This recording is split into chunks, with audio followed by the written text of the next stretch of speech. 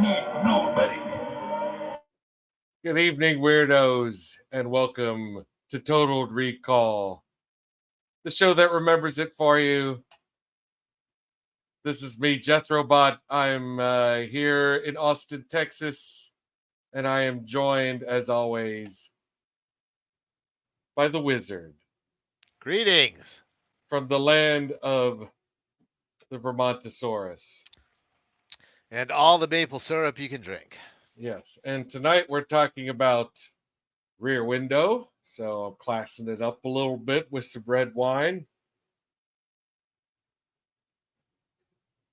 You're far classier than me, sir. Yeah, I feel great.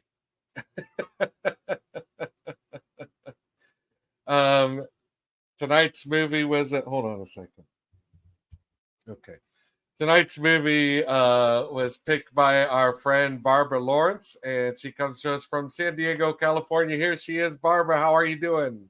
Hey! Happy to be here.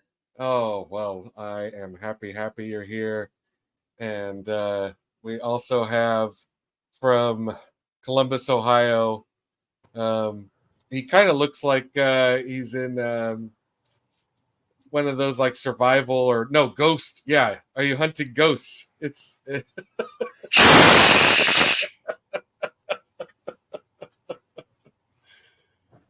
I'm trying to experiment with lighting. Maybe this would work. Return the map. Return which we have stolen from me. It looks like you were going to say something like, listen, did you guys hear that? Yeah. Dogmen. I am so scared right now. All right. Well, I'm coming to you from Austin, Texas, and the Bride of Pumpkinhead is coming to you from Austin, Texas. So here we are. We're spanning the globe to talk to you about Rear Window. And coast to coast. Yeah. If anyone missed last episode, go ahead and watch that darn cat. It's good enough. Oh, Jeremy, you've already cost us some audience.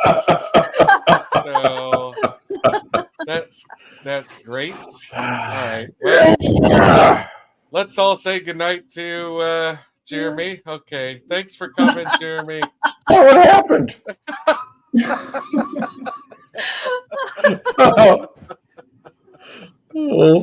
All right. Okay. Well, anyway, we're not going to do too much of a synopsis on Rear Window because that would just spoil, too much of the fun. I do think we need to talk about why we're watching Rear Window. It's a little bit of a departure. Yeah. Yes, that's true. Yeah. I think that you're right. That's a good place to start. So the reason why I chose it was when you asked me to choose something. I don't know why, but this was the conversation that popped into my head. And like I told you previously, I think about this conversation about twice a year at least. I worked with a guy who had done set design in Hollywood for a long time. And we were talking about movies one day in the break room, and we were talking about Hitchcock, and he said he hated Hitchcock movies. He thought that they were overly structured and self-indulgent. And I never heard anybody describe Hitchcock movies that way, because honestly, who doesn't like Hitchcock movies? They're all pretty grand, right? For the most part. Yeah. There's a few that maybe not so much, but you can at least appreciate the effort and the skill that goes behind making all of them. But not Bradley. Mm-hmm. Bradley was not having any of it. And I don't know why that popped into my head when you asked me, but that's what popped into my head when you asked me. Yeah. It was just one of the most crazy reviews I'd ever heard. Yeah. I mean, I agree with you. That's no way to talk about Hitchcock. Like say Because which one about the man. Say which one about the man's character. Yeah. You can't deny, he had his accomplishments. Skill, Yeah. But yeah. And really, who wants structure in a film? Yeah. I don't understand. Yeah, I don't know. The craziest arguments. If only his movies were more amorphous, like right. Right. Yeah. And he did get psychedelic with it a time or two, If you've ever seen Spellbound, or like, most folks have seen Vertigo. He gets weird with it. With it. Yeah. Yeah. Vertigo is the most engaging, boring film you've ever seen. For a movie that has so little that actually happens, it's a beautiful and like totally engaging film. It's really great. I love Vertigo. I've even got a Vertigo T-shirt. Oh, nice. I love Vertigo. I think it's a great. I don't necessarily think it's Hitchcock's best work. And what I do consider to be his best work is the movie that he actually disowned because David O. Selznick interfered with it too much. And that's Rebecca. I love that movie. And it was one of the reasons why Hitchcock cast Raymond Burr in this movie, was because he felt like he could make him look enough like David O. Selznick to make him the bad guy, because he hated him for interfering with his movies too much. And Rebecca is the only movie that Hitchcock ever directed that got nominated for Best Picture. That's it. Mm-hmm. None of the others did. That's and true. And I love that movie. I think it's wonderfully cast, wonderfully filmed, and it has so many iconic performances in it that even Mel Brooks was ripping it off, Do you think that's maybe because it wasn't quite as structured and self-indulgent as his other ones? Maybe. Possibly. Yeah. Yeah. What Drew says here is true. I saw The Lodger here in Austin at the our big theater, our fun fancy theater, and it had live score. It was that's a great movie. If you've never seen The Lodger, it's definitely worth checking out. Yeah. If it's the only silent Hitchcock you see. Yeah. The man had style. He had a certain style, and I think that's true of most really important directors. They have their own style, and you can tell what it is right away. And as far as the business of making films and making films your way, Hitchcock is kind of a master there, because his films always turned a profit. Even when they didn't turn much of a profit, they still turned a profit. In the late 40s, 500 grand's a profit. Yeah. So big time. Yeah, that's real money back then. Hell yeah. Yeah. I don't know if you looked up. I don't know if you looked up the budget versus box office of Rear Window, but it's amazing. It's considerable. It's amazing. Yeah. And apparently, Jimmy Stewart believed so wholeheartedly in the script that he did not take a salary; he took a percentage. Oh. Yeah. All right. Wow. Yeah. That's how much he believed in it. So, yeah, structured self-indulgence for the win. Yeah, but that would stick. That would stick with me too. That would really stick in my craw. Just thinking about that, like, like I have definitely had those conversations with people where I was like, oh, I wish I had just been more indignant, or kind of.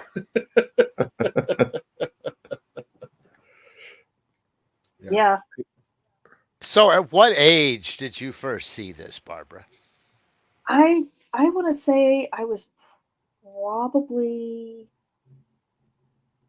13, maybe 14 when I first saw it. And it was, I grew up watching a ton of old movies because my sister really loved them. And she was basically in charge of me.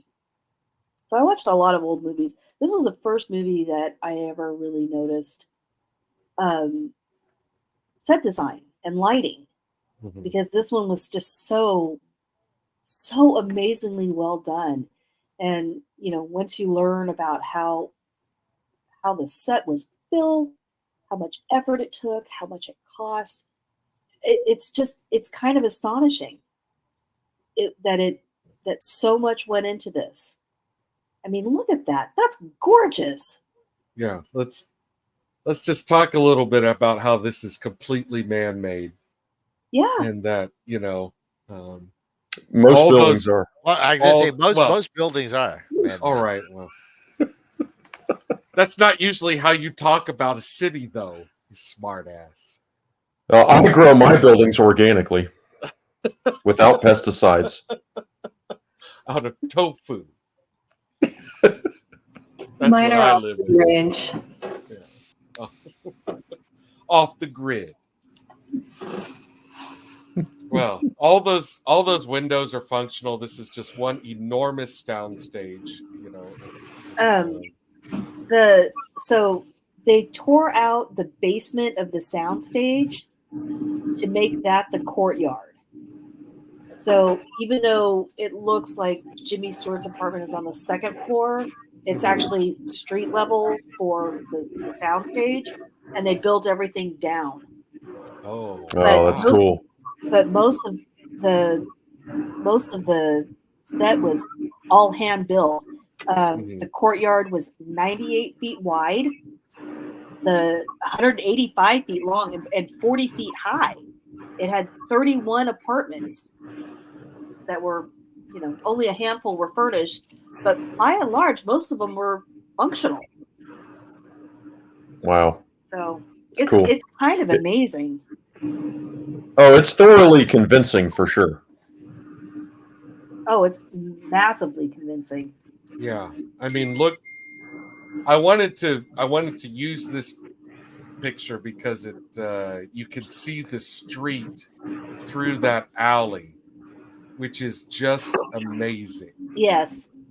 That little glimpse of the restaurant and the... Yeah. This is also when she's tailing him. Don't worry, folks. We'll get to the synopsis in a moment. You'll know who him is and her. But she's tailing him, and like you see like her like kind of stop in that alleyway right there and like look at him, through the window. And oh, yeah. Yeah, it's the lighting alone was just incredible. They had everything pretty much pre-lit, so that it only took like 45 minutes for the lighting guys to come in and change it from day to night. But at one point they had like, what did I say? It was like 1,000 arc lights that were used to simulate sunlight, and at one point it got so hot that it set off the sprinklers, because it was like 1,000 arc lights and then like another 2,000 smaller lights. It was just incredible. That is well, and that adds a really fantastic dimension to the action too, because it's supposed to be a heat wave in the summertime. Yeah. So it totally works extra great that all those lights that were creating the daytime light were also cooking everybody. Yeah, pretty much. Method acting. Yeah. Let's shoot this picture. I love this picture so much too. I mean, just I do look too. at that, like just all the it's detail. amazing. One other backstage photo that I just happen to really appreciate. Obviously staged, but whatever. It's still fun. Yeah. there's so much detail that went into that set. The fact that that wasn't ever nominated either was just kind of crazy to me. Well, what were the categories in 54 for, like, sets and stuff? Like, there was a set design category. Yeah, there was, but nothing of the things that it actually got nominated for. It got nominated for Best Director. It got nominated for Best Writing, Best Cinematography for Color, it's 54, right? And Best Sound. Nothing about the set, nothing for the actors. That was it. And none of it won. Yeah. Wow. Yeah, the stupid Academy probably thought it was a location shoot. Hitchcock thought about shooting in the Village, in the West Village, and just decided, nope, that's too hard, and created this amazing set instead. Yeah. It had been a while since I had seen it. There was a lot of elements that I had forgotten about it. And I do just want to hop right into talking about the story real quick. In the first few scenes, you just get kind of like a lot of exposition right off the bat. They establish that Mr. Stewart here, who is a Jeff with a J, and you got to be careful with those guys, Jeff with the J's.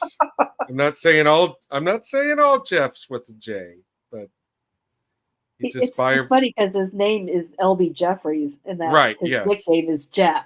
Yeah, well, you know what? Look out for Jeffries too, okay? Any Mr. and Mrs. Jeffries, look out for them. I'm good. Just be on alert. Be on alert. Yeah. Yeah, what L and B stand for are probably really lame names, Yeah.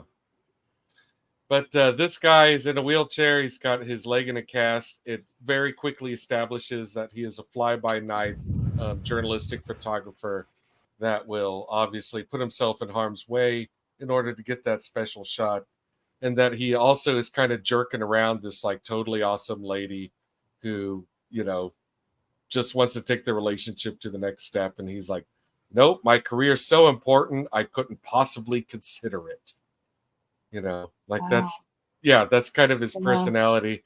And it leads us to my first banner, which is that Jimmy Stewart is kind of a dick in this movie. Totally. He kind of is, yeah. Yep. And he is 100%. He is right off the bat. He's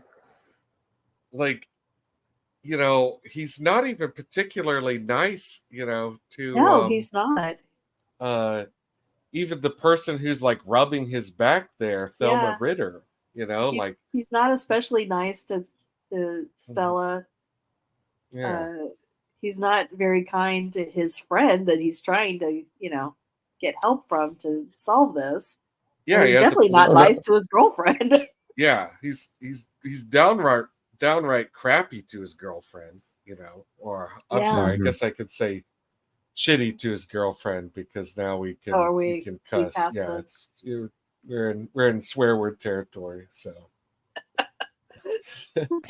we have a leftover here. And goddamn, this is going to be great. Since we're on the topic of Thelma Ritter, let me just say that first and foremost, I don't know what it is about her, but Thelma Ritter in this fantastic. movie. She looks like she would give you a hell of a massage, I'll tell you that. That's right. I've never seen a movie with Thelma Ritter in it where I just didn't think she was absolutely charming. And another thing, character actress. Yeah. And another thing is, she, her character, they make a point of her doing this massage thing with him, and I was wondering if that was just kind of like PG film code for other things that a personal nurse would have to do for him. If they were just we kind of want to establish that level of intimacy, but obviously she's not going to wipe his butt on camera. You know. As a nurse who has done home care, yes, there's a lot. Yeah. I mean, I would just imagine so. Having actually had the same cast that he had on in this movie, I can assure you he did not need that particular service from her. Oh, okay. I think maybe back in the 50s, it might have been allowed just because if you're considered homebound, they're going to provide that kind of stuff so that your muscles don't atrophy and things like that. I mean, he's living on a second floor walk-up, right? And he's in a wheelchair. He's not going anywhere. So, yeah, I can imagine that would be part of it. Man, it's wonderful seeing everybody in the comments. And, it's as I've said before, Adam, your job is hard. It's distracting, you know. And that wasn't my first glass of wine either, so I'm trying my best. But well, it's good to know that in this movie, Jimmy Stewart could wipe his own butt. That's an important question to answer. But it's true that like he is just a jerk to everyone. He's a jerk to the cops, like his cop friend. He's a jerk to his girlfriend. There she is. Like this picture says it all, right? Look at the look on this guy's face. You know, he's like, look, she came over and she got like special dinner for me and wine and everything. And you know what's great about this scene is like right before when he's talking to Thelma Ritter, he's like, my ideal girl is not going to be the one with the latest dress and a fancy dinner, you know, with all the gossip. And the very next scene, she comes in with like this super expensive dress and a fancy dinner, you know, and you know, and so I think that just it speaks volumes to his actual character. Yeah, he's not a nice guy. Yeah, this is the lady you just heard him complaining about. You know, exactly. You can't believe it. You're like, what are you, an idiot? That's probably how you broke your leg. You're a goddamn idiot. And I'll tell you something else. You're also a pervert. Yes. I'm not pro peeping. No. Don't think it's okay.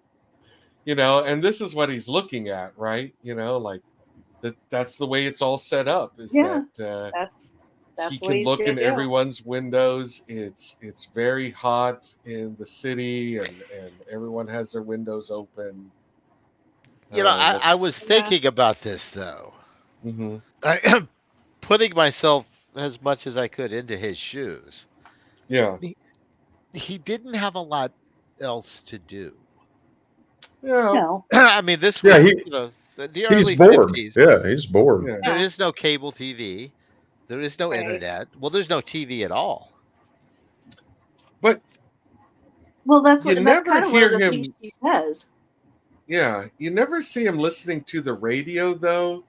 No. Like, you know, I'd be reading a book. I mean, you know, I've been in the hospital before. Like, you know, I didn't that's just one of the things she says it to him, right? She tells him looking out the window to pass time is one thing. The way you're doing it is gross though. Yeah, he gets called out for sure. Yeah. It's been months. Yes. That he's been. I'm not excusing his behavior. I'm just saying I understand. You start looking out the window, and then you start to get interested in what's going on, and it's weeks and weeks, and eventually you have a pair of binoculars, and you're making notes. I'm not saying I've never done it, but I mean, I do don't want to know what know. time it is. I do want to know for people saying one, if you have seen this movie or not, if you know exactly what you're saying one to.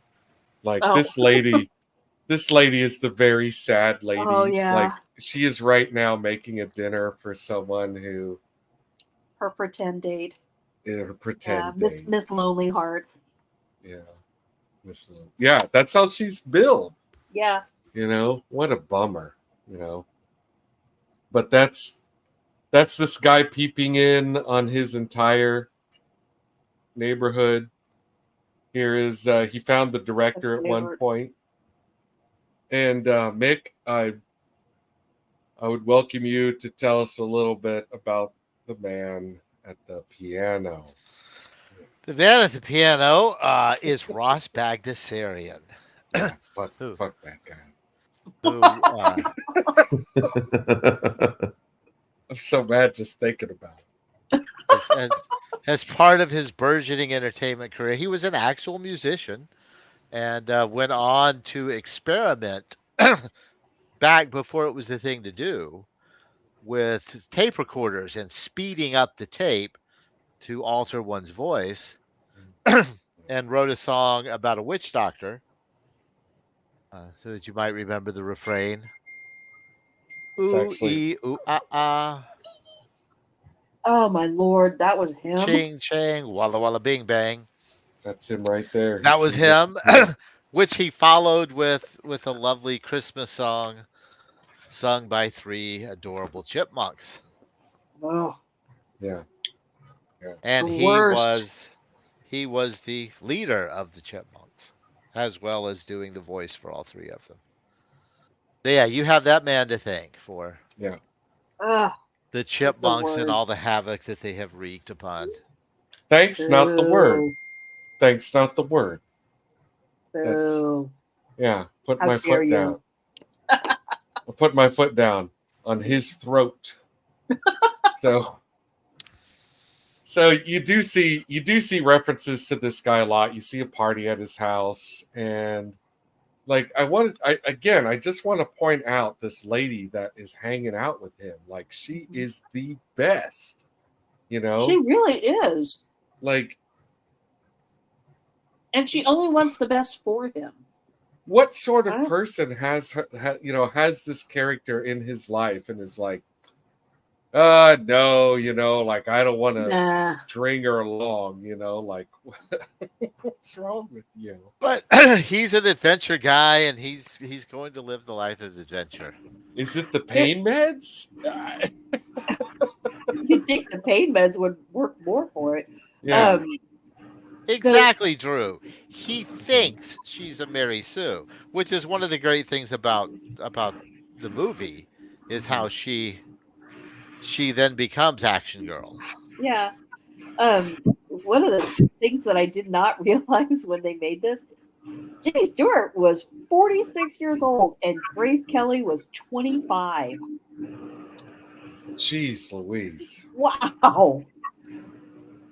And apparently, because she was known to have dalliances with her male leads on her movies. Oh. Ray Milland, famously. Ray Milland, you lucky little right, you dog. So she was known for this. And so Jimmy Stewart's wife, Gloria, was on set like every day to make sure nothing happened. That's hilarious. Yeah. That's hilarious. Yeah. Yeah, she's all the ones. Absolutely. Ray Milland. Mm-hmm. Couldn't agree more. Yeah, I think personally, I think the dynamic between them, the part of it that I really enjoy is, he's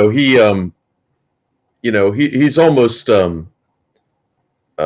slandering her for who she is in a way, for being a material girl or wealthy, successful, beautiful. But honestly, all of his behavior indicates much more vanity and narcissism than hers by a country mile.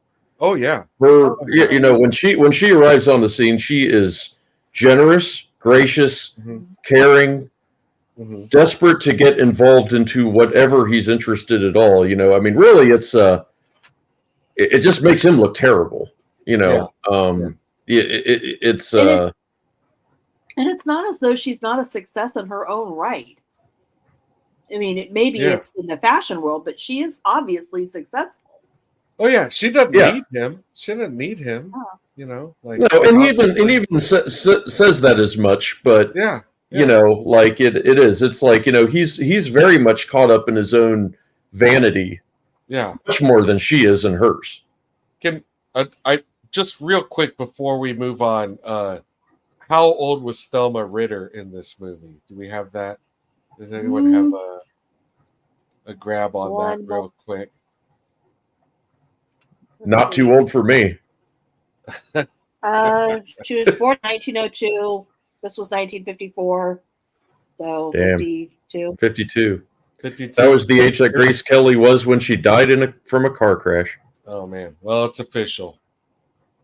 It's official. But yeah, like this lady is being super nice to him, and what is he doing? He is looking at her, and I think we all know what Hitchcock's type is. No, I can't tell at all. Yeah, but so I thought all that was like outrageously racy. Yeah. For like I was very surprised by all that. Yeah. 1954 for sure. Yeah. Yeah. So this lovely actress caught Hitchcock's eye. Why? I can't really tell. I don't know. But if it was her lovely singing voice, we missed out. He cast her and he gave her the solid advice to get an agent. And she didn't. And she got paid like $350 for the movie. That was it. Oh. Yep. Yep. She also did all her own dance choreography for it. What? Yeah. And she loved to hang out in her little apartment in between takes on the set. I don't know. She owns Such it. I wanted to share more like pictures of her because she really owns it. Like she is all over the place in this movie, Like it sucks that it's just such a male gaze moment because she is incredibly powerful. And when they're watching her, when both Lisa and Jeff are watching her, Lisa calls it out. She's like, she's not in love with any of these guys. She's doing her artist job. She reads it. She knows. Yeah. Yeah. I forgot to include the newlyweds, but yeah, again, like let's not forget who Jimmy Stewart is ignoring. Right. In order to go on this weird, and he's very insistent on it. He is very focused on this man right here. This is who, like, look at this. Oh no, no. This is more important to me. Yeah. Can you blame him? Raymond Burr. Raymond Burr. we were watching Raymond Burr. This interview with Bill Hader. Perry Mason is a scary motherfucker. He is. He is. We're watching this interview with Bill Hader, and he's talking about how he sat down and he was watching this movie, and his two of his daughters came in and joined him, which was kind of unusual because they're young enough that they don't find old movies interesting, right? But the moment that this scene came on, and the girl, and he looks up and he sees Jimmy Stewart across the courtyard, both of the girls were like, oh, actual gasp moment, which I just think is so great. Yeah. That this is the moment actually when real peril Yeah. you know, you actually start to think that real peril is perhaps afoot with what they're doing. You know, like now he's going to catch on, but this is all he originally sees of the guy. You know, it's just so. That's what's great about Rear Window is that you're never really sure for a long time about whether or not he's just paranoid or not. There is, in fact, reasonable explanation. Yeah. It's all very reasonable. Yeah. Yeah. Until then. Yeah. Yeah. Like I think this is the last time you see you know, this guy horrifying Perry Mason who that's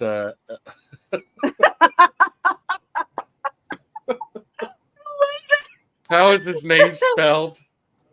That's Lars. Lars Thorwald. Yeah. Because it rhymes with Mars, and you don't want him to, you know, get confused with the god of war or anything. Like, oh, is that it? Okay. You pointed that out. I was trying to think of like, yeah, what? Why spell out Lars? I don't understand. Because she doesn't pronounce her R's very well. Is it the perhaps I don't know. That the transcontinental thing? I don't know. Because it's Laz, which you might just spell L-A-Z. Laz. L-A-R-A. Yeah. Yes. But maybe it's maybe it's that Mid-Atlantic thing. Yeah. So I like this slide because, you know, we don't really have there weren't that much reference with him and his cop buddy. But getting back to him being an asshole to everyone he comes in contact with, he like asks his cop buddy to look into like this potential disappearance of this lady, and he's like, well, actually she went on vacation. Are you sure? Well, she did check her ticket. You know, like he's so angry at him. Yeah. He's so angry at him. Yeah, he's on, you know, he's angry at ladies at other times, but yeah. Yeah, the guy is not pleased with anybody except himself. Yeah. He knows he's right. Yeah. Damn it. Yeah, and Wendell Corey, the actor, didn't like Jimmy Stewart at all.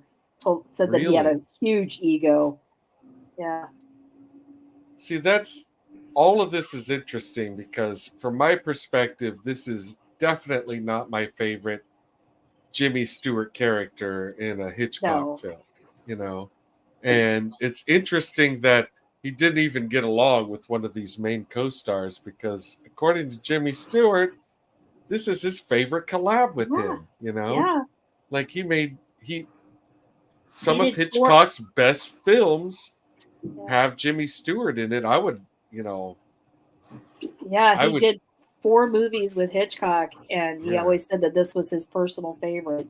Yeah, I would definitely put Vertigo and Rope above this, honestly. Yeah, me too. Me too. And I love this movie. Yeah, there's nothing wrong with this movie at all. It's great, but you know, as far as like, you know, accomplishments for Hitchcock, yeah, this is more a technical accomplishment, you know. He's more like Foreman, you know, than. I agree. I think that this is more technical accomplishment because it's just so breathtaking to look at. Mm-hmm. The story almost plays second to me because everything about the set is more interesting. Mm-hmm. You know, it's such a phenomenal thing to view. And it feels it's such a lived-in world, you know, for such a tight area that it feels very lived in. Yeah, and it has the expanse of the city, but it also feels like a painting, like it still feels like an aquarium, even though it is, it's very large, very large.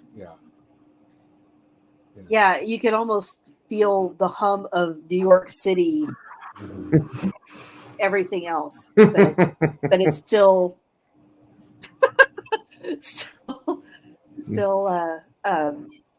very tight. Let's blow some shit up. Yeah, she does climb through the window. Yeah, I have to agree. Like I wanted to have a photo from that moment because that is some really tense stuff. When they really start investigating this guy, and she, like, as I mentioned earlier, she's chasing him, and he sees her through the alley on the main street. It's that one moment that kind of breaks out of the courtyard where everything happens. Mm-hmm. And Laura mentioned earlier when we were talking about this that there is a moment in the film that breaks the narrative that everything you're seeing is coming from the apartment building, and that is that involves this little dog here. Mm-hmm. I loved these guys, like, when it was hot and they were sleeping on the the fire escape, and to let the dog out. She doesn't walk all the way downstairs with the dog. She just lowers it in a basket so it can go run around. And even though this movie is about the death of a human, there is gravitas given to the death of a dog. Yes. Yeah. And it's a Did you kill him because he liked you? What could be my favorite? Could be my favorite line in the movie. What's that? Did you kill him because he liked you? Just because he liked you. Just because he liked. Did you kill him because he liked you? What a thing to say! It kind of makes everybody. I mean, made me feel guilty for killing the dog as a viewer. I was like, it's and it's such a telling moment. Maybe I did in the movie, because after the dog dies, that's when Jimmy was like, and he almost had me convinced that this is all in my head. But who in the only court, who in all of the courtyard didn't come to the window? It's Lars, L-A-R. That's right. Yeah, with his cigar smoldering in the dark. Yes. Yeah, love that. Yeah, it's so good. And his German name. It's a huge pivotal moment. Yeah.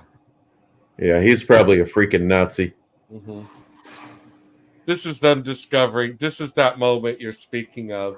Yeah. There are just, when this film has the opportunity to show you something different from its storyline, it really goes for the jugular. It's like, well, there's no reason for Miss Lonely Hearts to be in the movie, but since she is in the movie, it's an emotional, like, shiv. And so is the loss of this poor dog, like, right. They didn't, didn't necessarily have to have that, but Hitchcock loved dogs. The dog in this movie is a I went on a real internet rabbit hole to try and find out more about this dog, and there is not a lot of information about it.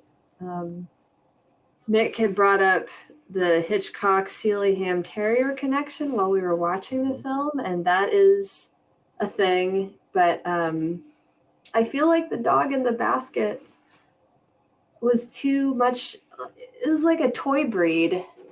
Yeah. And these terriers that Hitchcock always ran around with were a little more substantial. But if you do want to have a really delightful digression, just please Google Hitchcock Sealyham Terriers. And it's a little lovely vacation. Oh. That's a good boy. Look at that little guy. Yeah. And I think you're right. Those are too big. Yeah. Yeah. For that Yeah, basket. It always looked like a little. Whoa. What was that? Sorry. That wasn't a terrier. Slideshow over. I always thought Sorry. it was like a little Yorkshire Terrier, you know. Yeah. But there, there's so much information about, the cats in all of the movies that we've watched. There's so much information about Asta from the Thin Man movies and all the dogs who played him. Mm-hmm. I feel like this seems to be a high point of this film, and there's just I couldn't find anything about this dog or who played him. The dog in that picture looks like a West Highland Terrier to me. Well, that's what these Sealyams they kind of look like. They kind of look like Westies or Scotties. Mm-hmm. Like they kind of have that whole thing going on. And I agree with Bride of Pumpkinhead that the dog in this movie looks more like a toy. He he kind of has like a Pomeranian face, but it also wouldn't surprise me if, perhaps he was a small dog that belonged to Hitchcock and he just had him. It could have been a puppy. Yeah, it could have been a puppy. Could have been a puppy, which makes it even sadder. Yeah. Yeah. Yeah. I don't know. I don't know if we're going to get into a throwdown about film dogs because, we can do Turner and Hooch. Like that could be an episode. Don't tempt me. I could do Turner and Hooch. And the dogs. Or you could just cast your own. You hear these guys? They're like, I like that movie. Yeah.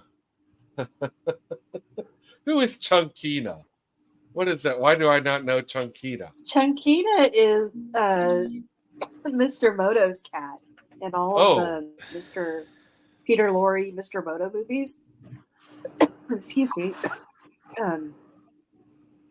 Yeah, she is the little black cat that is always with him on the Mr. Moto movies. Okay. Well, and I don't agree with you. Yeah. Would it be that darn cat? Well, Drew, I don't agree with you. I believe that this man strangled that cat. Where'd he go? Oh, the lady said the dog was strangled. Yeah. Yeah. She said the dog is strangled. Does that not look like a dog strangler to you? He absolutely looks like a dog strangler. Yeah. Terrible. Yeah. So the dog is the true victim here. We miss you, donkey. Oh, wrong way. Sure, it was. Like, you know what? Just forget it. Here, no more slides. We're done with slides. It does feel like the neighbor making the impassioned balcony speech is sort of the emotional heartstrings. Oh, hi, Theo. I don't know, high point of the film. Mm-hmm. And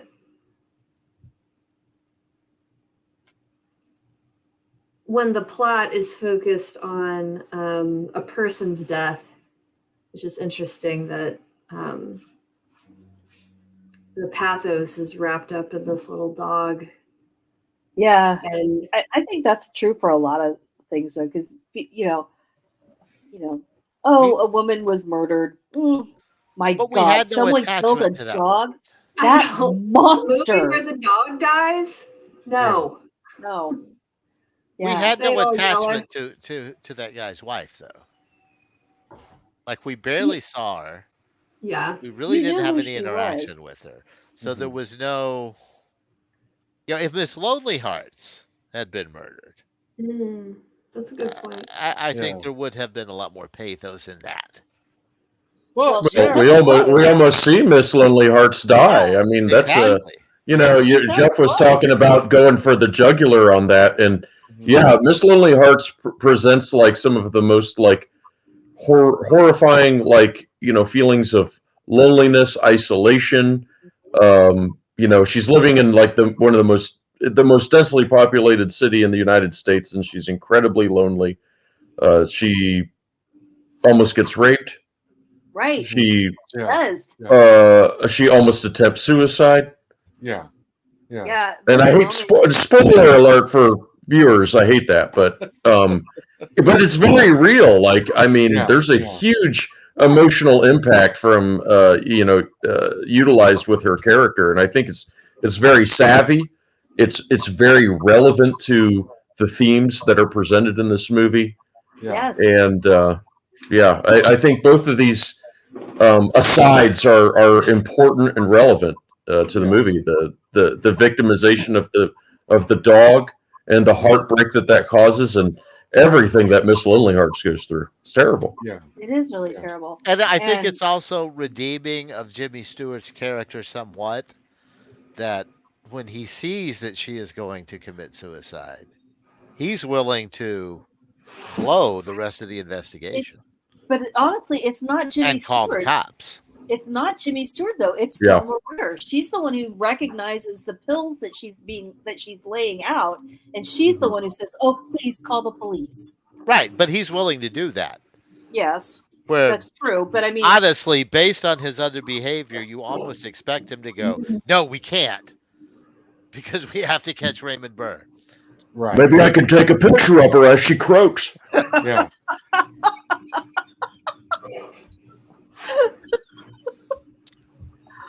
It's a cover photo.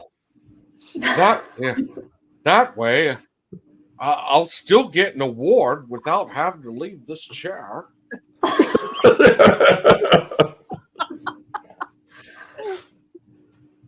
Well, gosh, there's one more important point that I wanted to make sure we got to today about this movie. Oh, what? No, that's not. Hold on. Oh, sorry. I missed that part. No. Sorry. No. We'll get to Get your hand out of there. We'll get to that later. Oh my God, I'm sorry. Oh my God. But I do want to point out that no lives were saved through peeping. So just in case you were like, oh, watching this movie, and like it's as it turns out, I think like staring at my neighbors through their windows with binoculars and a super powerful camera might do some good in this world. I just want to point out the lady is killed. The dog dies. But justice is served. So do the ends justify the means? Because I think maybe justice would have been served eventually anyway. I think he would have got away with it. I fully believe. He was on his way out of town. He had disposed of the body. In New York, you find a part of a body in the East River. They're not going to hire a whole bunch of detectives. They're looking at other bodies in the river. Yeah, the wizard has a point here. One of my favorite experiences in New York City, I was at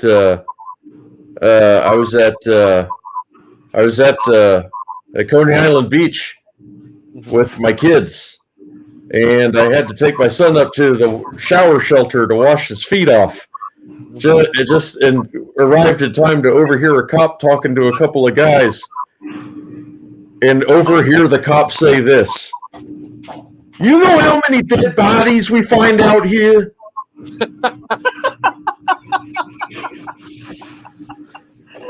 It was awesome. It's true.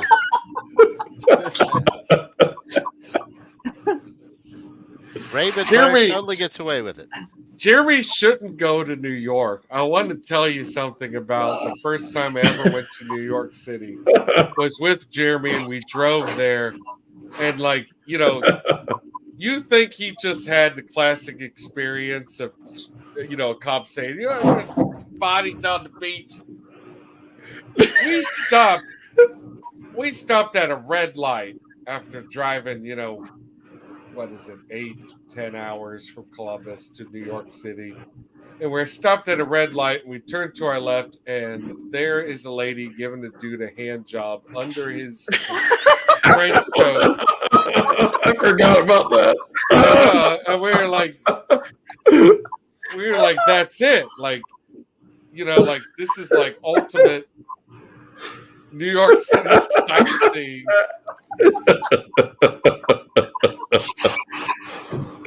And then later on, I can't believe you went back to New York City and you heard cops talk about bodies on the beach.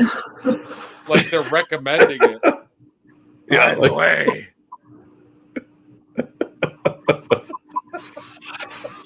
We get a lot of bodies here. It's great. Yeah. You know, this is a good place to dump. What's that about Total Recall digressing? I don't know.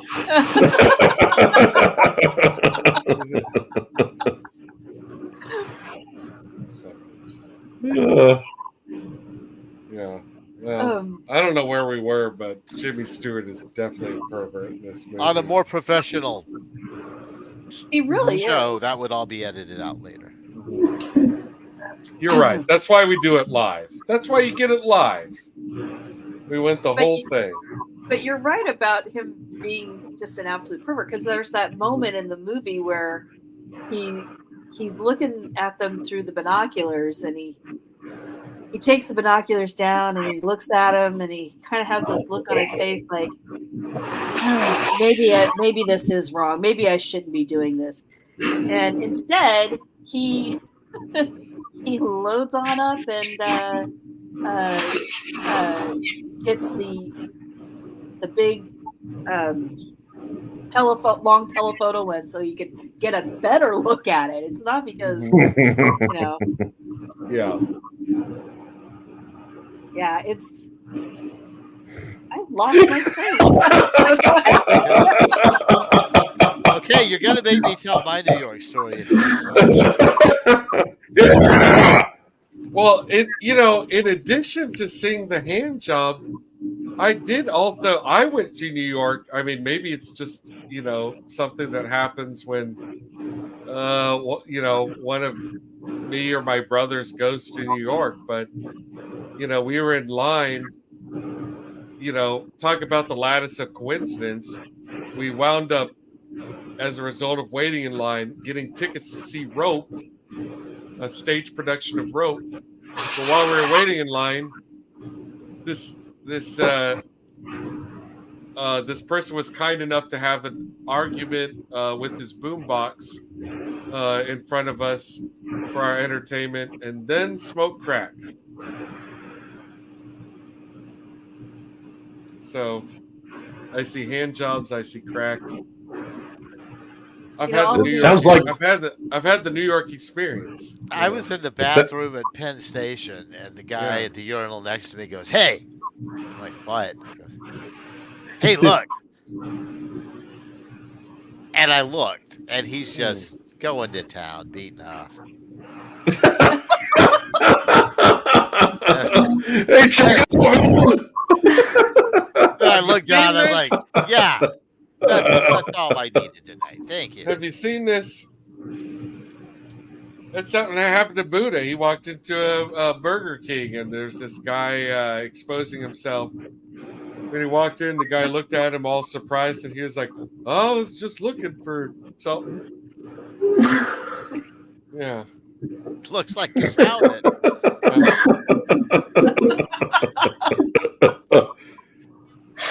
Hey, this isn't as psycho, but it's just a little point of pride.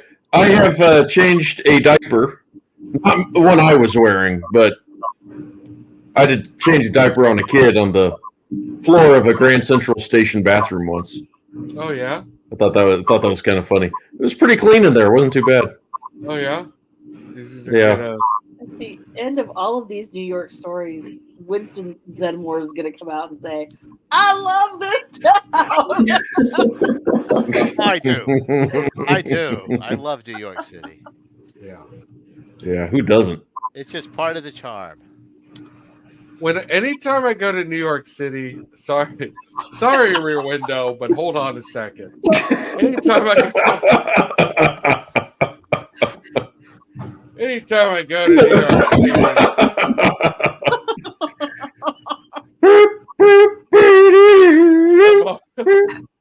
I'm always amazed by like the condensing of human beings in that place. Everywhere you look, it's a wall of humans. You know, like it's one after the other, like just sheets, giant concrete sheets full of humans, you know. It freaks me out. Also, recreational weed there, so Although it's getting hard to find a place where it's not. Well, I live in Texas. Well, speak for yourself. Yeah. Miles and miles of no rec, no medical. Yeah. We're an island. Yeah. So. Yeah. If anything, things are just getting more and more draconian in Texas. Yeah. Let's not talk about that. It's not political. It's not a geographical show. We just bring that up in the start, Jeremy. No reason. God bless Vermont. Yeah. Oh yeah. I hear you, man. I hear you. Well, so speaking of puppets, in California. Yeah. Do we? Oh, go ahead. Go ahead. Speaking of puppets, I do want to speak of puppets. No reason. There's a home movies episode, season 4. Hang on. Of course. Don't smoke weed, kids. It'll make you cough. No, wait. Do smoke weed. It'll make you cough.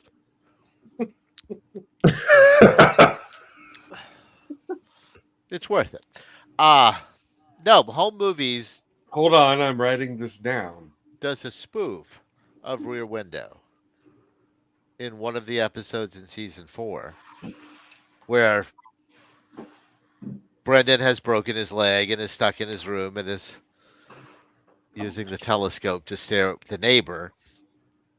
A new neighbor has moved in, a guy named Raymond Burley. If you can make that connection. And he sees the guy murder his wife in silhouette and is determined to find out. And of course, you can probably see where it's going. And he sends his little girl friend, Melissa, over into the house and she gets caught. But it turns out he did not murder his wife. It was a ventriloquist puppet. Oh. And then we get to see Raymond Burley stick his hand up the little puppet's ass. Oh. Which brings back our whole New York story, Adam. Yeah. Way to circle back. Wow. And everything fits together. It's all connected. In my world, that bum's name is Raymond Burden. Raymond Burley. Raymond Burden. In the big suit. Yeah. Did anybody watch the Christopher Reeve remake? When it was I've talked about it. No, I read it was terrible. It is terrible. Oh, you've seen it? I have. I did. Oh, please tell me. Tell me something about it, because I've not talked to anyone who's seen it. I remember watching it when it came on TV, and that was it. I remember it just being it was so disheartening, and knowing that that this was probably the role for Christopher Reeve at the time. It was so dull. It was one of the most uninteresting things. They took everything that made Rear Window interesting and took it away, and you no longer had that voyeuristic sense of it, of the voyeuristic vision of, is this right to look and spy on my neighbors? Is it wrong? And it became more about his injury. And didn't care for it. Didn't care for it at all. It was boring and completely unworthy of Christopher Reeve. Oh, That's how bad it was. I mean, yeah. And there's not much he can, like, yeah.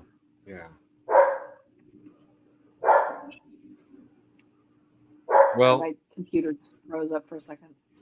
It's okay. I'm glad to know to avoid it, I've watched so many. It's Jeremy's dog. Jeremy. Yeah, it's my dog. Okay. You want me to take care of the dog? Yes, but not that way. I don't want you to. I'm still like, God, that's a fucked up thing to say. I don't want you to pull a Lars on it, Like, is he barking just because he likes you? Yeah. Yes, and that's very true, Drew. Daryl Hannah is no Grace Kelly. Yeah.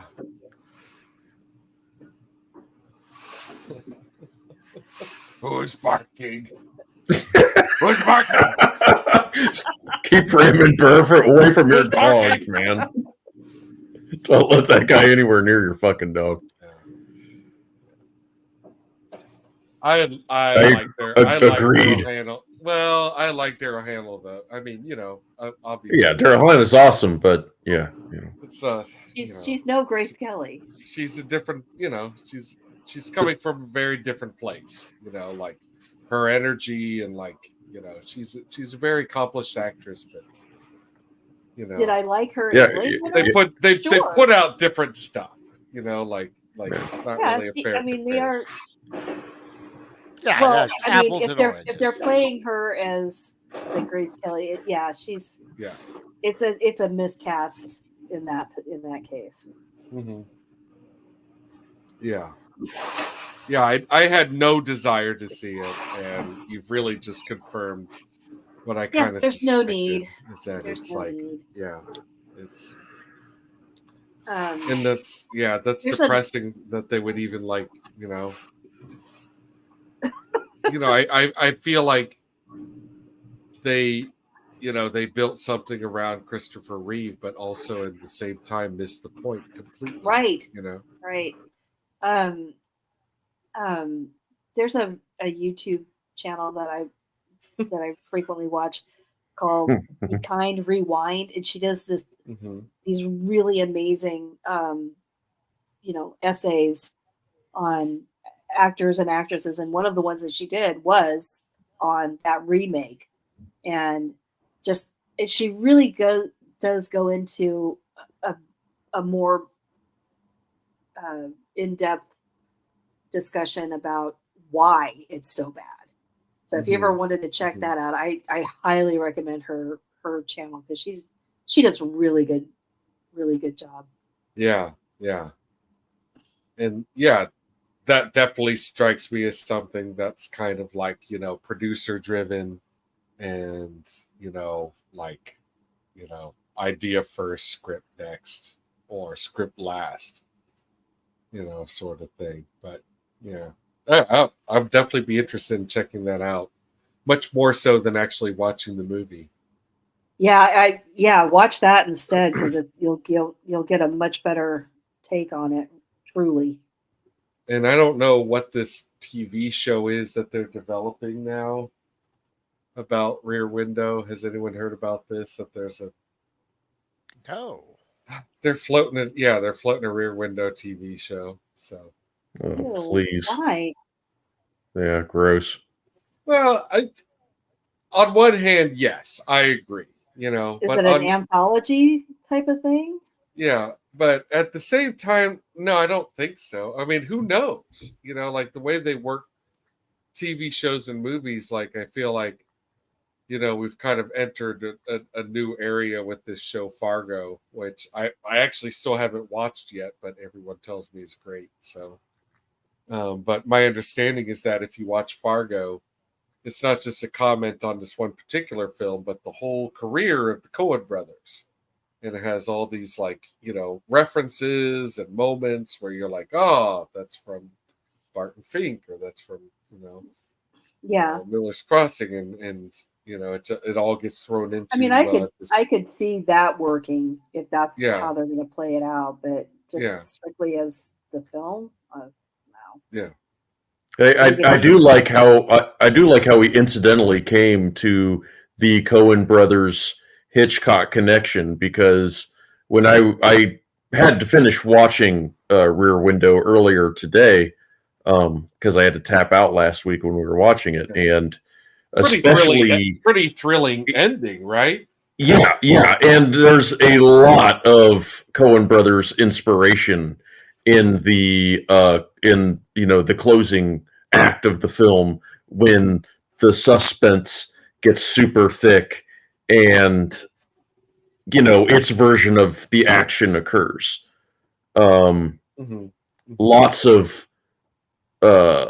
Lots of really good kind of tricks, like shadows, lights getting turned off, the lack of action being thicker than what will happen, what might happen, what's about to happen. Like, I love that suspense. I love those moments where you're holding your breath because you don't know exactly what's about to happen, but it ain't going to be good, and it's like Blood Simple, No Country for Old Men. These movies really make great use of those moments, and definitely a lot of Hitchcock inspiration. For that stuff. Yeah. No Country for Old Men. I mean, there's definitely a difference between sunlight noir and sun scorched noir. Yeah. Mm-hmm. Right. Like, there's no beaches in No Country for Old Men. Like, that's it. Yeah. It just looks like a rough world from start to finish. Yeah, and I love like when it's in No Country for Old Men, where Tommy Lee Jones's character goes back to the motel room, and Shakur is in the motel room, but nothing happens. Shakur just waits till he walks into the bathroom and investigates, and Shakur leaves. But you don't know that's going to happen as the viewer. Yeah, you're just sitting there like shitting your pants, like, oh my god, he's in the same room with this guy. Yeah. But nothing happens. Like, when he comes out of the bathroom, Shakur just had left while he was in there. Just totally messes you up. Love it. It's a great villain too. Great stuff. Yeah.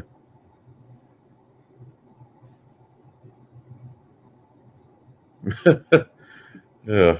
I think I'm officially on that note, from the last comment. Yeah, I think I'm officially boycotting any remaining MCU films from now till eternity. Like, talk about beating a corpse until it's nothing but like a pile of like pudding.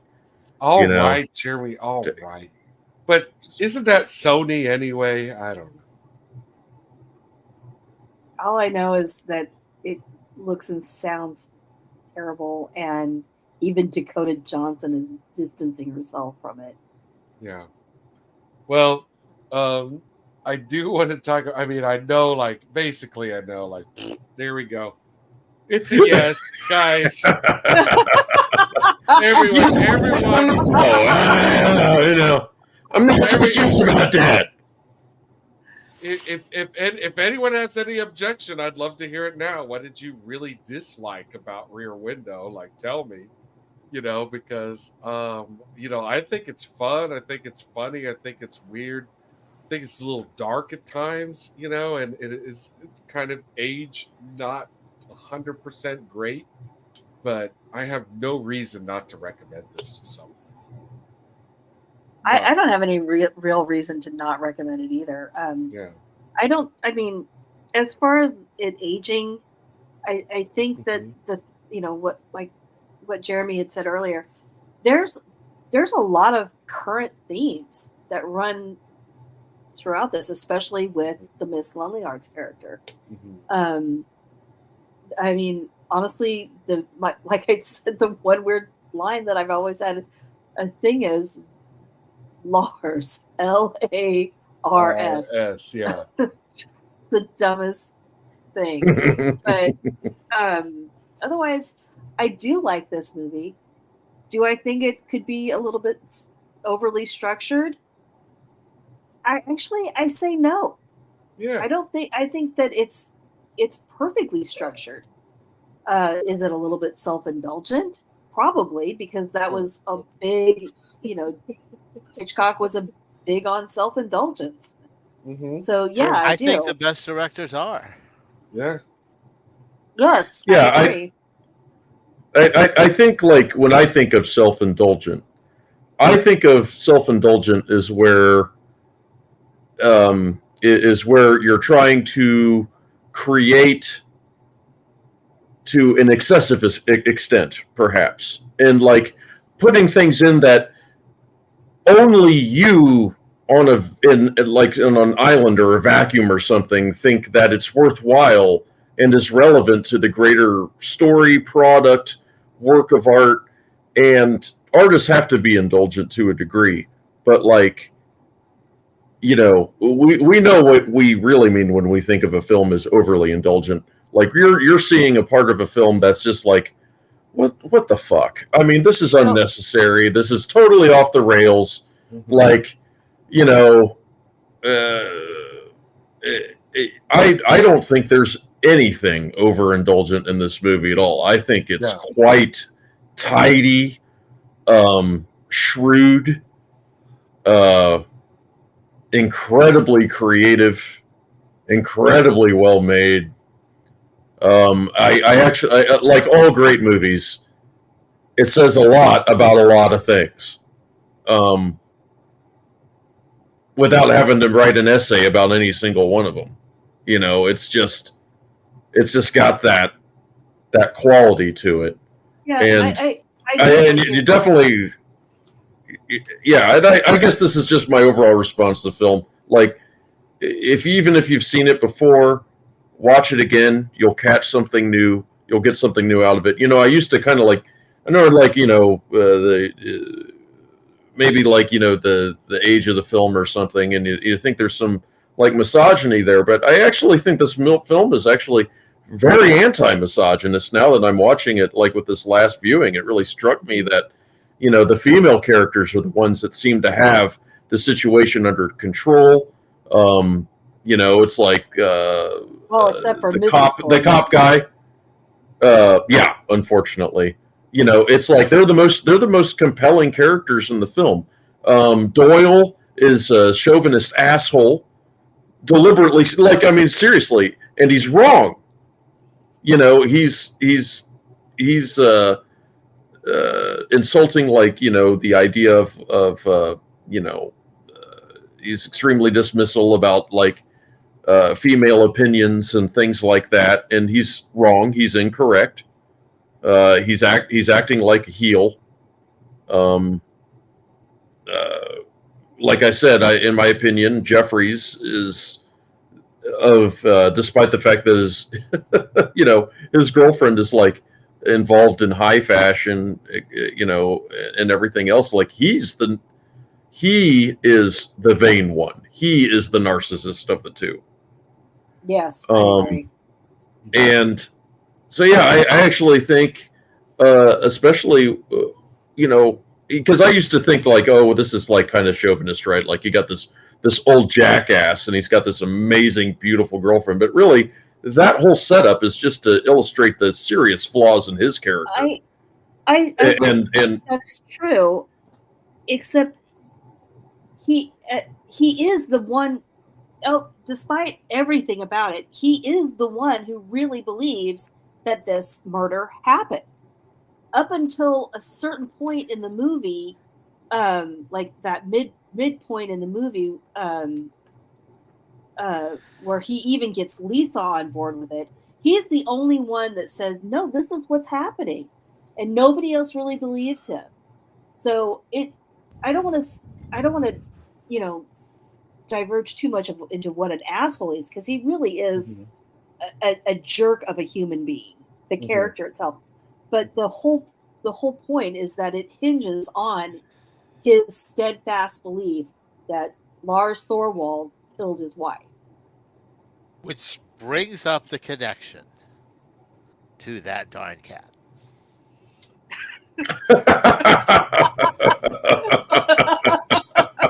I'm ready. So bring it. Make my body is ready. Hold on, I gotta unbuckle my belt. Here we go. Make some room for this.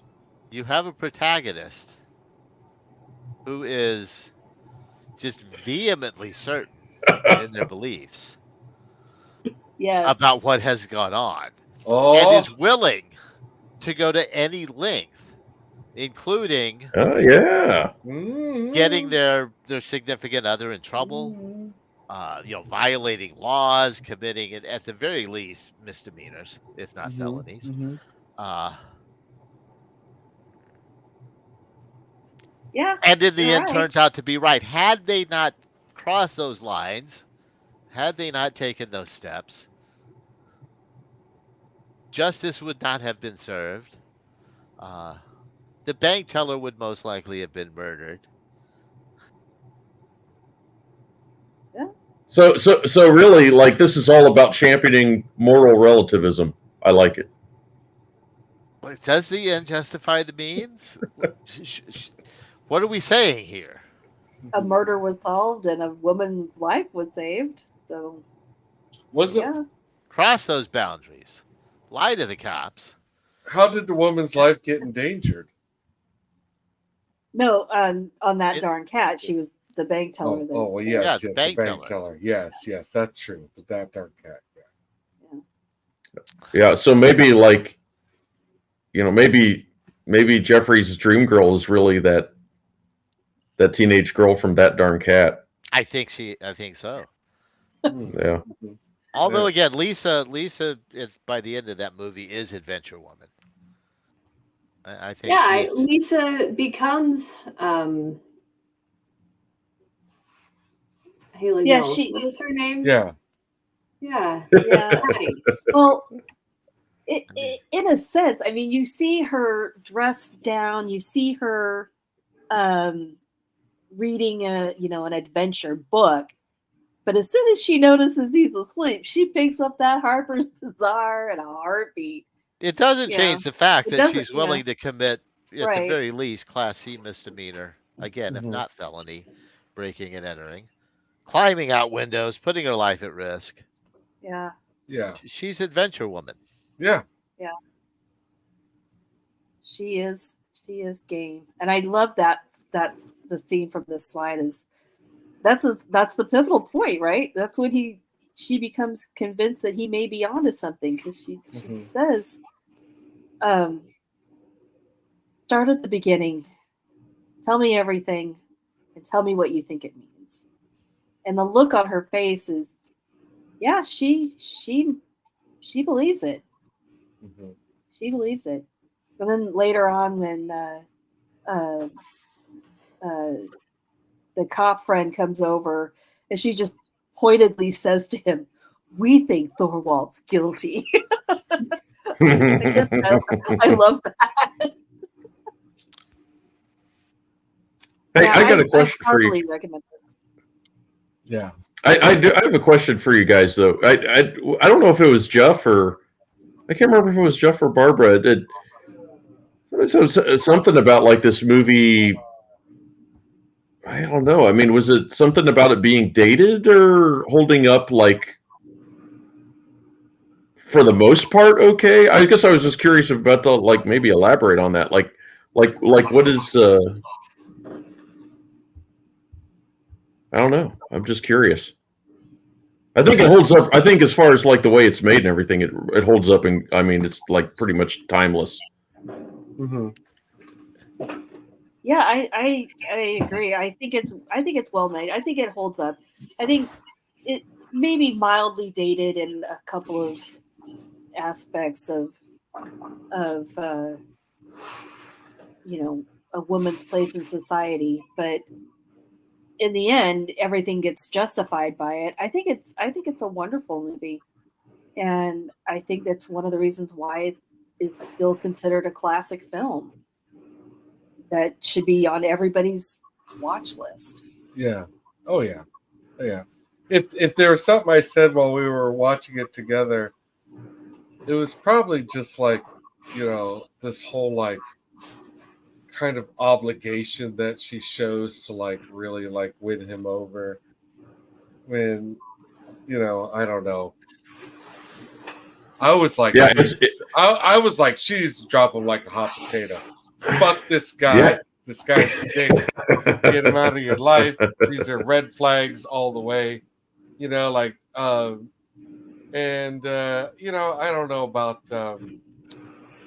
don't know about this one specifically getting poorly, dating poorly. Like it's not all that bad. It could definitely be a lot worse because there are like just a lot of realistically drawn characters, and there's different perspectives that even though they're being presented to you through the window, so you don't even know what these folks are about, you do get a lot of different like lifestyles and perspectives. So I think in that way for early 50s it's actually kind of progressive. Yeah. It's also like, again, the ballet dancer blew my mind. I was like, 1954 and this is what they're doing. All right. All of the neighbors, have their own personalities, and that's written into the story. Miss Torso is the dancer. Miss Hearing Aids is the nosy busybody. The songwriter, the Miss Lonely Hearts. They all have distinct interests, and that's why he sees them. Even the newlywed couple. When Lisa says, "For all you know, something sinister, far more sinister, is going on over there at the house with the shade pulled down." Right. And he looks over at the the newlyweds, and he knows what's been going on over there, and he's just like, no comment, no comment. But I think, this tight. That's what I mean. This tight little community that you've been put into. You are invested with all of these people. You want to know what happens to them.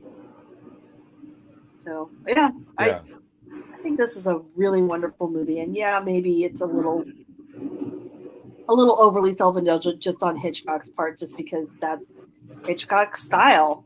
And it's easy to overlook at the end, but for me, I think my favorite part of the movie is right at the end when you see Miss Lonely Hearts and the piano player connect.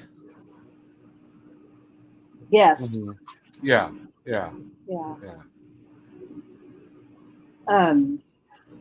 Because she says, "Oh, it's the music. It's that stopped her." Mm-hmm. But it's the pivotal moment of Miss Lonely Hearts dumping out all those pills, and is she or is she not? It's such a heartbreaking moment. It is, all but of these characters, when she has a friend now. Yeah. Mm-hmm. Yeah. The one that she's gonna get divorced because he could created the chipmunks. She can't have that. And no one should. No. Everyone should stay far, far away from that man. Yes, I think that's. I like that. That she should dump Jimmy Stewart and run off with the George Park character from Breakfast at Tiffany's. Yes. Right off together. Ah! Yeah. Yeah. We should just leave. Enough. Yeah, just stay away from Brad Pitt. Yeah. Well, let's talk about what we'll be discussing here next time. I have really been thinking about coming back to the 80s, trying to think about a movie that I saw and knew well in the 80s that I have not seen in my adult life, Go on. Oh, I love 80s movies. I was just gonna see if anyone was like, "Oh yeah, this," or "Oh yeah, that." But I do have a very specific. I have a few movies in mind that kind of fit this, this parameter. That like when I was a kid, I saw it more than once. I maybe even recorded it and watched it on the VCR repeatedly. But since probably the age of 12 on, have not really ever seen it. And there's a few movies that really fit that bill. But if I'm going to pick the next movie, it's going to be Mannequin. Holy shit. Damn. Oh my. Woo! I have not seen it in a long time, and I am totally down with that. Oh, I think that's a dandy right there. Absolutely. You like it? I do. Yeah. I'm on board. Kim Cattrall. I think I'm going to get a 6-pack for that one. Yeah. I remember loving Mannequin as a kid and rooting for all three of the main characters in that film. There's 3 people in that movie that are constantly who's that? Kim Cattrall? No. What? Kim Cattrall. Kim Cattrall. Yeah. Kim She's Cattrall Mannequin. and Andrew McCarthy. Heck yeah. Andrew McCarthy. Oh man, wow. And what, Meshack Taylor? Yep. Is that who that is? He's Man, so I'm here to tell you, I loved that movie when I was a teenager. So, absolutely, let's do this. Yeah. I haven't seen it in forever. All right. Well, I'm jazzed. Ding, ding, ding. We got a winner. Got a winner. Gonna watch Mannequin. Is that it? Starship? Nothing's gonna stop us now. You're right. Oh, dude, it is. Yeah. I had that cassette when I was a kid. God, it's true. Jeff, you did love that movie. Yeah. And you love that soundtrack? The soundtrack? Oh man. Get ready. And that movie was like a hit of the season, right? Wasn't that like a seasonal, like a hit that year? Like it was pretty. It had a sequel. There's a sequel to Mannequin that is very much an 80s storyline. The 80s loved like weird like mix of like city life and fantastical life. And like these two like these two things like kind of connecting together. Like they just like throwing fantastical shit into metropolitan New York or Los Angeles, basically. Los Angeles is a magical place. James Spader is in it too. James Hader? What? Spader.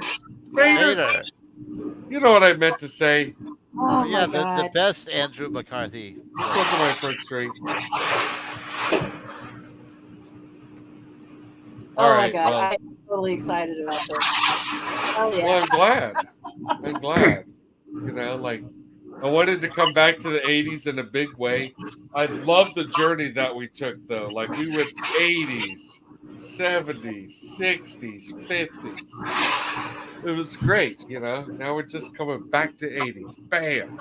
So, that's pretty exciting. Nothing's going to stop us now. Nothing.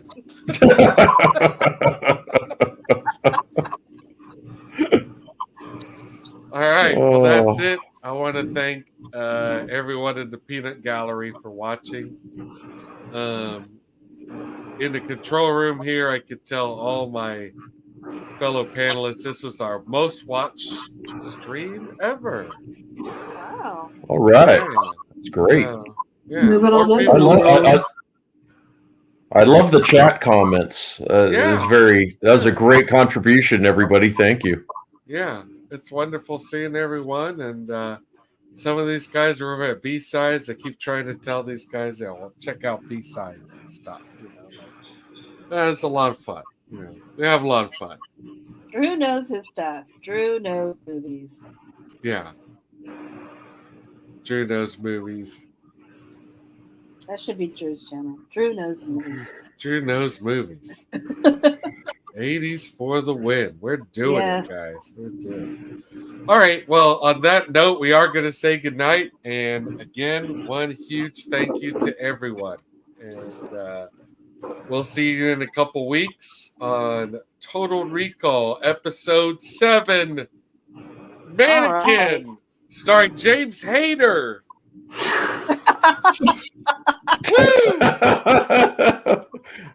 Will Ferrell? Yeah, and Will.